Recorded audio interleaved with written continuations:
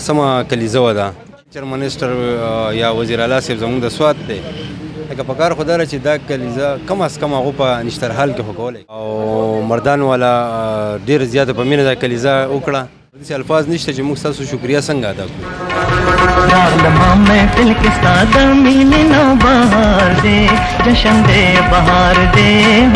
بسم الله الرحمن الرحیم. السلام علیکم ګران کتونکو، نوید بهزاد مردان نیوز پی کې ناساسو خدمت کې حاضر یم. هیله لرم چې روغ جوړ او خوشحاله به ژوند به مو ښه تېرېږي. قدرمنو، دا وخت زما سره د پښتو نوموړی آرټسټ ارواخاد بدرمنیر صاحب زوی چې کوم دی کلمنیر صاحب زما سره موجود دی نن، چونکې په مردان پریس کلب کې د دوی د والد صاحب 14 تلین ومانځل شو. په هغې کې د ایوارډونو تابیا هم وشول، دوی هم په هغې کې ګډون کړی، د سوات نه راغلي یو دوی سره یو څو خبرې اترې کوو. السلام علیکم. وعلیکم السلام.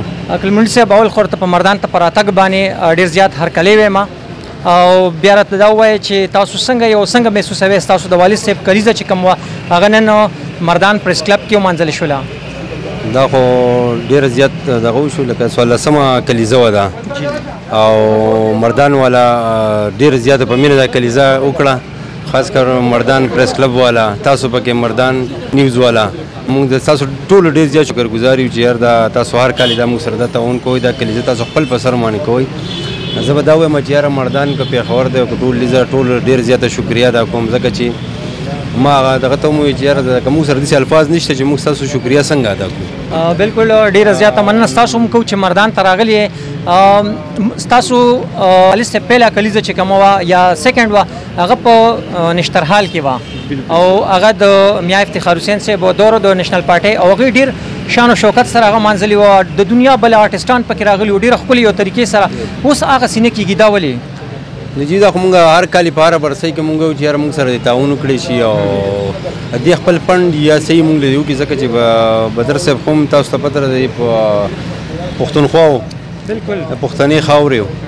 نو په کار خو دا چې دا زمونږ نه بې تپوسه دوی کولی، لکه کلچر منیسټر یا وزیر اعلی صاحب زمونږ د سوات دی، لکه په کار خو دا چې دا کلیزه کم از کم هغو په نشترحال کې خو کولی که او دې دغه هم کولی، نو په دې زمونږ ډېر زیات د ګورنمنټ نه خفه و او پکار دا وه چې سرکاري وسایل په دې کې استعمال شوي یو، ځکه چې هغه بدرمنیر صاحب چې کوم و نو هغه د یو کلچر نومو د یو ادارې نومو د پښتو فلم انډسټرۍ آغاز چې کوم دی نو هغه د بدرمنیر صاحب نه شوی دی، نو دا د هغې حق جوړېږي چې د هغې کلیزه په سرکاري وسایلو باندې په سرکاري حال کې نشترحال کې ومانځلی شي. بلکل جی دا مونږ هم دا تاسو میډیا والا ته مې ستاسو په ترو باندې آینده لپاره مونږ وایو چې یاره دا دغه شان کېږي، ځکه چې دا خو کال کې یو کلیزه راځي که نه، نو په کار خو دا چې دا دوی په نشترحال کې کولی په ښه دغه یې کولی لکه څنګه چې هغه نورو کړې وه.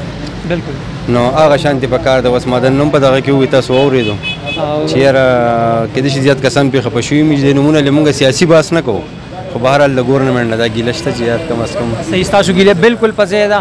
او ما ته یادېږي زه چې کله 11 کې وم سټوډنټ وم نو ستاسو والد صاحب چې و بدرمنیر صاحب دلته یونس سټیډیم ته راغلی و مردان ته د عمران خان څخه، او کله چې شوکت خانم د کینسر دپاره هسپتال جوړېد د هغې دپاره هغوی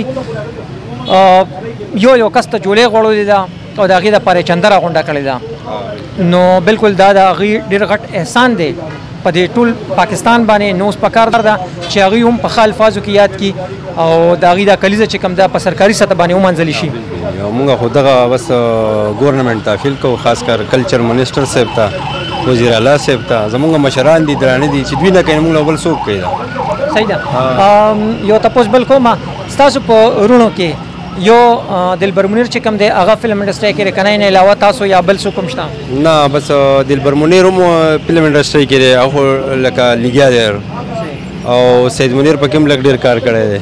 او سید منیر زما خیال دی قدرت شان یو فلم و، د قدرت شان او سبا یاد ساتي او داسې بدماش زوی، داسې ډېر فلمونه دي، خو هغه بیا سعودي ته لاړو نو د هغه وجې هغه. او تاسو خپله څه کاروبار کوئ؟ نو ما خو مخکې به دغه کولې، اوس خو لا فی الفارغ یو، مونږ مخکې به د کنټریکټر وم، دا ټیکې مې وکړو کار به کوم.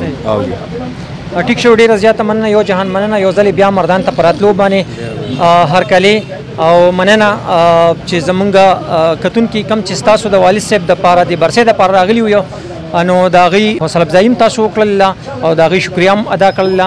ګران کتونکو دا د ارواښاد بدر منیر صاحب برخوردار عقل منیر صاحب چې د هغې خبرې د هغې خیالات او جذبات تاسو ورکړل. د هم دا خواهش دی چې د د والد صاحب دا برسي چې کومه ده نو دا د آینده په نشترحال کې ومانځلی شي په سرکاري سطح باندې او انشاءالله داسې به کېږي هم زمونږ څومره کتونکي چې دا ګوري او اعلی چارواکي چې کوم زموږ د پروګرام دې ټایم کې ګوري نو هغوی ته به زموږ دغه اپیل چې دې دا خواهش چې کوم دی دغې له دې عملي جامه ورکړلی شي.